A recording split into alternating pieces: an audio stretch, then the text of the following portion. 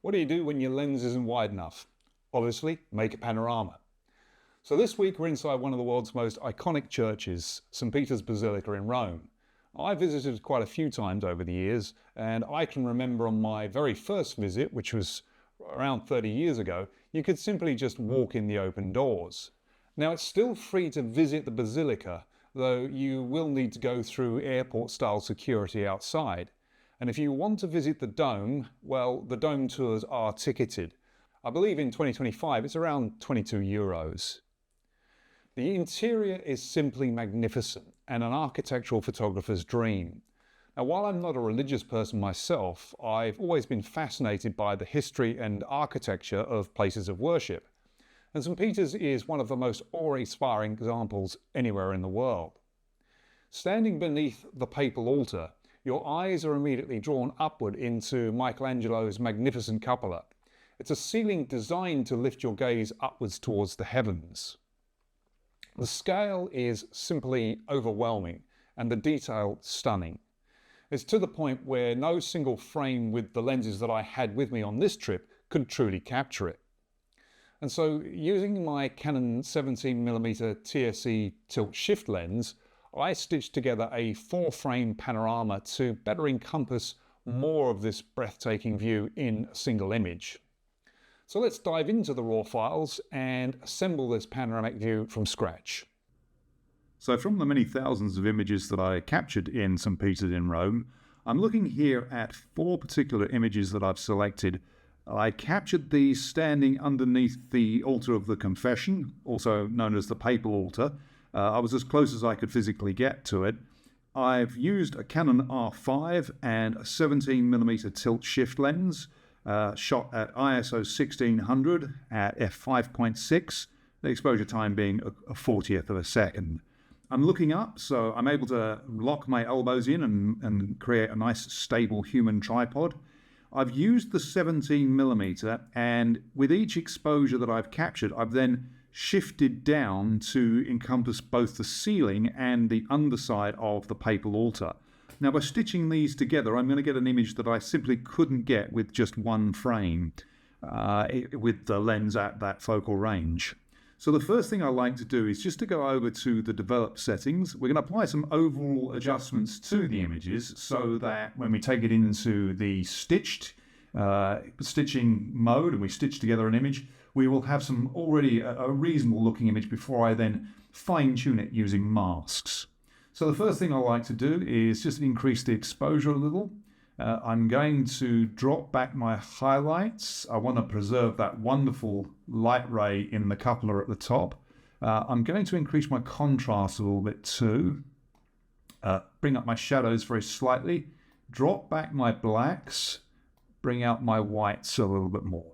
Push and pull between black and white gives you not only more saturated colours but also more contrast and more punch to your image.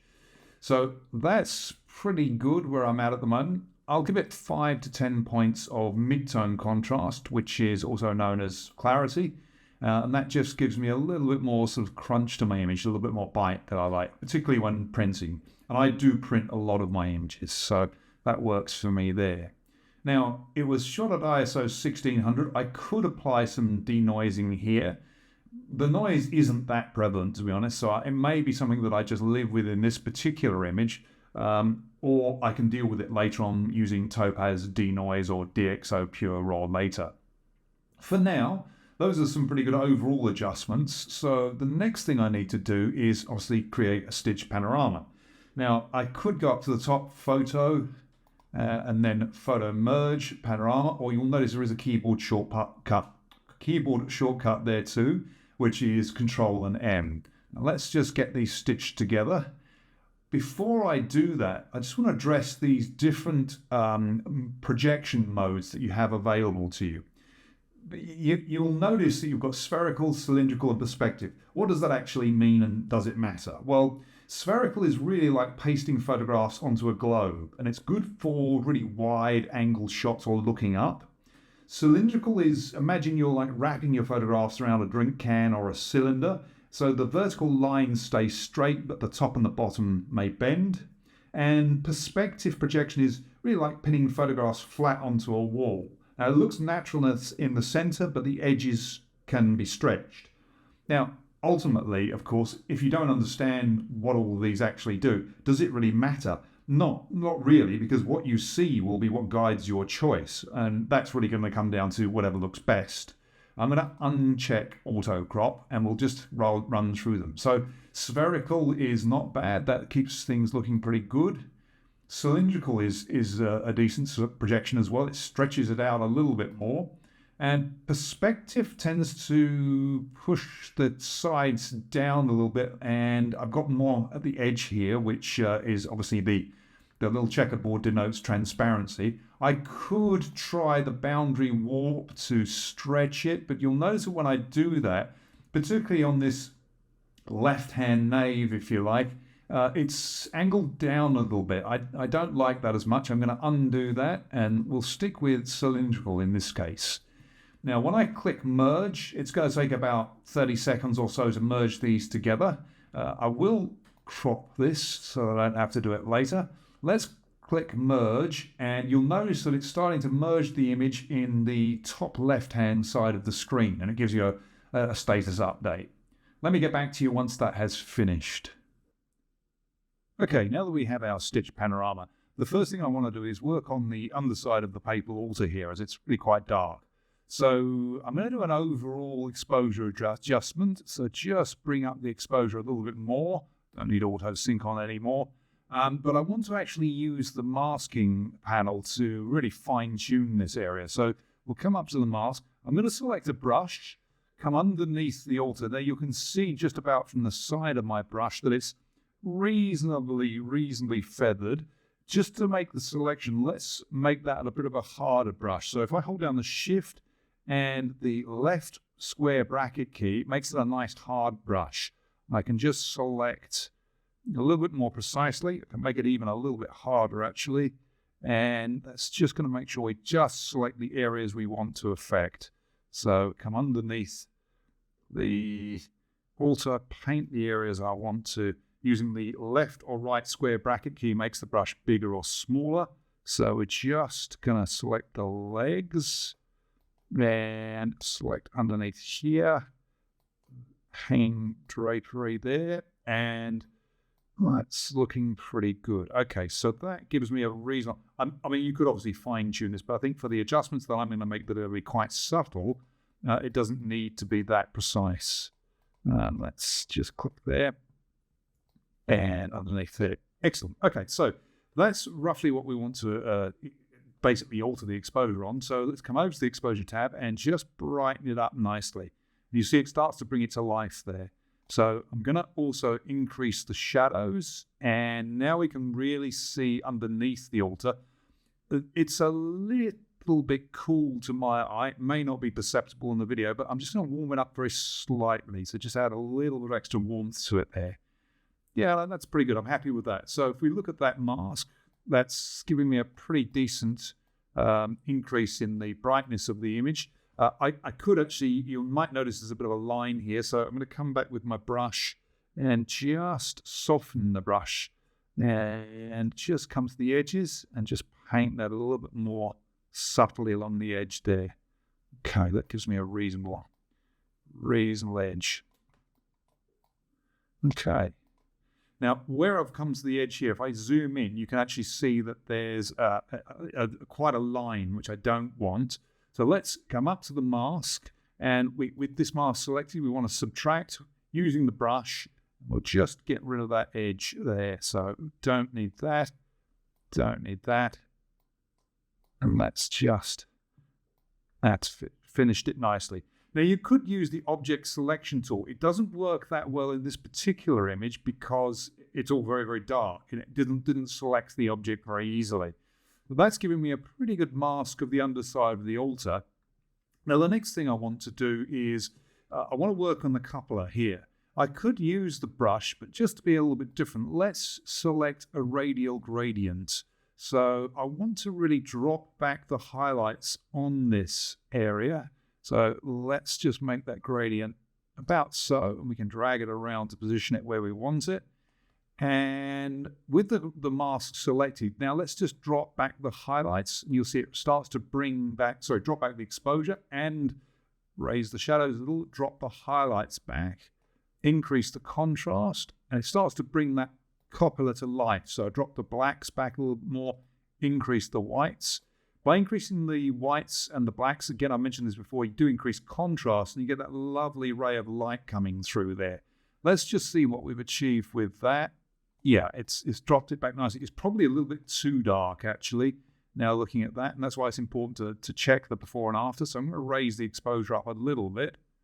But I'm going to drop the blacks back a little bit more and increase the whites. Gives me a little bit more punch. And yeah, that's quite a nice effect. If I wanted to stretch that out a little bit more, I could just pull the edge of the selection.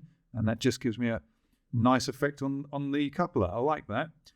So next one, just a little bit of brushing. So back to the K tool, and I'm going to want a harder brush. So shift and right bracket key. Let's just make that bracket a bit bigger. And I'm just going to paint the areas I want to drop back the highlights a little. It's not too bad on the left, on the right. It's a bit brighter. So just going to, once you've painted instantly, if you grab the little brush tool, you can move where you're going to make the changes, what you've brushed, just by grabbing it and dragging it. So let's just keep that there though for now. What I want to do here is drop the exposure back a little bit and really drop back the highlights a little bit more. That looks a bit better. I might add a tiny bit of warmth to it as well. So just brings up a little bit of warmth.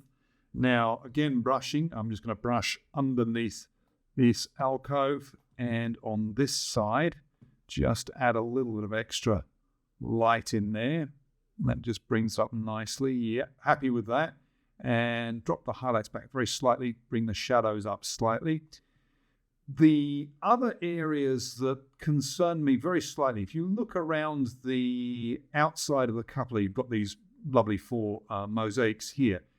I would like to just warm them up just a fraction. So let's get the brush tool again. So a new one, just pressing the K tool gives me a new brush tool. Make it slightly smaller using the left square bracket key and just paint this area, maybe here, maybe here. And I just want to add a little bit of warmth to this. It's just a tiny bit cool. Again, it may not be that perceptible on your monitor, but just adds a little bit extra warmth to the image before and after. Yeah, it's just a very subtle adjustment. That just makes it just feel a little bit better. The last thing I think I'm going to do with this particular image is the 2 bottom pillars here. I just want to add a little bit of brightness to those. So K tool again. And just brighten these areas up by brushing on them and increase my exposure. And that just brings it out quite nicely there in the bottom. I think perhaps to finish it now, go back to the overall global sliders, and I'm going to add a little bit more exposure. Just a tiny bit. Maybe that's too much, but about to 80. And down the blacks a tiny bit more. And I think that's pretty good, actually. We've got a good before and after happening there. If we come down to the side, we can see where we started and where we ended with this particular image. And you can see there's considerably more detail in the after shot. So I've finished as much as I can do in Lightroom or Camera Raw. I've opened the file now in Photoshop to just finish up where there have been a couple of stitching anomalies. Now this is at 100% on my screen, so let's just zoom in and you'll notice that both this area here and this area have some stitching anomalies. It hasn't stitched it together properly. That's not a problem. What we can do now is just fix that by creating separate layers and basically warping them. So I'm going to make a selection using my polygon lasso tool and select around this area of the cupola. There, and now by pressing Command and J, I jump that little section to its own separate layer. And by now pressing then Command T, I can grab that corner and just drag it into place. And that's better. It's not finished yet, but that will be a good starting point for when I use the clone stent tool. say okay to that. Now, I don't want to make any further adjustments to this layer, so I go back to the background layer with my polygon lasso tool and just select around where the errors have been made by the stitching program. And that's it. Bring it up to there and down to there. Okay, another Command J. You'll notice now I have another plug, layer 2. Command T. We can now just move that to there and that to there. Bring that corner in, and you'll see now that looks much better. It's not finished. I need to basically clone it, but that's fine. So, select that. Accept that adjustment. Now, what I need to do is I need to make a composite of all of these layers. And the way I do that is by pressing Command, Alt, Shift, and E. And it makes a composite layer of all of the layers below. Now with the clone stamp tool, if I select the clone stamp tool from the side here, so there, and come to this area with my Alt button pressed down, it brings up target, click, and just paint where I'd like it to be fixed. So that's pretty good. I could fix this bit too, but I just want to keep the video brief so you get an idea of what's going on. I've done that badly, so Command Z, undo. So on this side, just make my selection and paint, and it just cleans it up nicely. There we go. There is one other over here, but for now, that gives you an idea of the best way to fix any anomalies in your stitch. And here it is, the finished panoramic view of St. Peter's Basilica, stitched to capture the detail of the ceiling and the underside of the papal altar. When it comes to visiting Rome, of course, there are so many places that you can stay. On my last trip, I stayed nearby at the excellent Residenza Delle Arti. It's a comfortable boutique hotel in a great location near the Trastevere district. Not sure I pronounced that correctly, but it does have a really, really good breakfast and comfortable beds. For dinner on 2 nights, I had an incredible tasting platter at Vin Allegro, which is a lovely wine bar nearby. But Rome, of course, is full of culinary gems, as well as some absolute tourist rip-off places, so it does pay to check around online before you go. As for the food, of course there's pizza, but you have to try cacio e pepe at Felice a Testaccio. Felice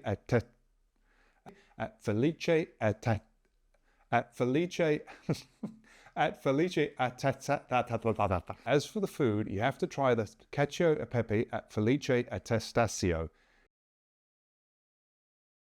amatriciana at El Mondo al Pantheon, and don't miss the fried fiore di zucca, which are fried stuffed zucchini flowers, which is a true Roman treat and so very tasty.